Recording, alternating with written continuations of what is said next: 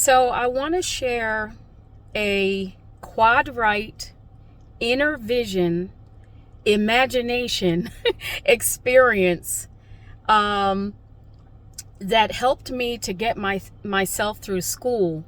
But this particular story is about the first time I realized that I had an ability, if you will. So I'm about 12 years old and I am in school, and we know that schooling is a completely, as far as I know, all left experience. It has nothing to do with a quad right and how we think, how we process the world and information.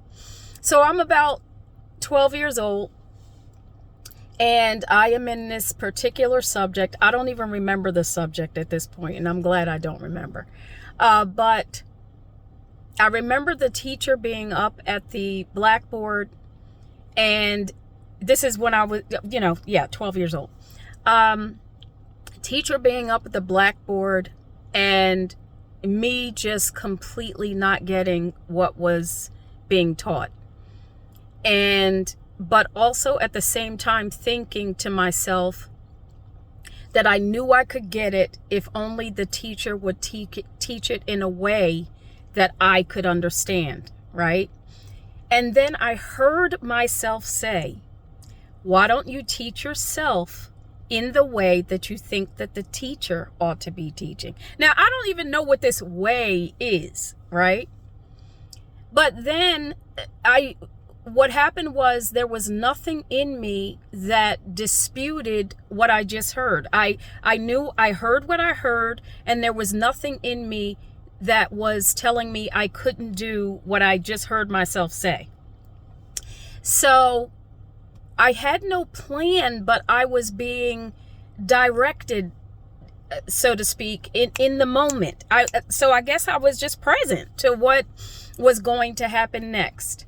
And so I went home, and in my bedroom, I converted it in my mind to an imaginary classroom.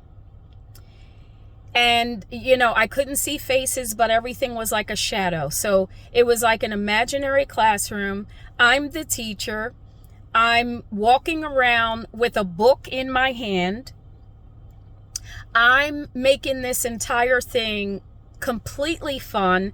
I was role playing. I'm taking attendance. I'm laughing. I'm walking around with this book, and I'm walking around with the book from the class, and I am slowly teaching myself the information. So what I realized was that I needed the information slowed down so that I could process, what was going in, but I didn't know that until, it was happening in the moment.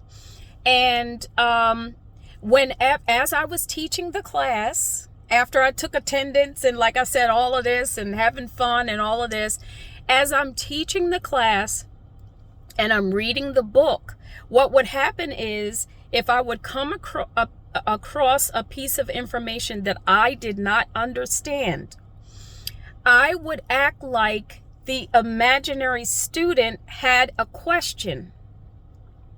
And so I must have also assumed the role of a teacher, because in my mind, my assumptions were that the teacher knows all of the answers. So that was somehow playing its part in all of this as well.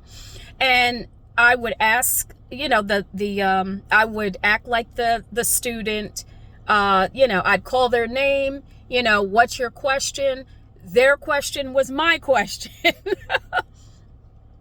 And so from the perspective of the question that was being asked, I would go through the material and slow it down enough so that I could process what the answer was.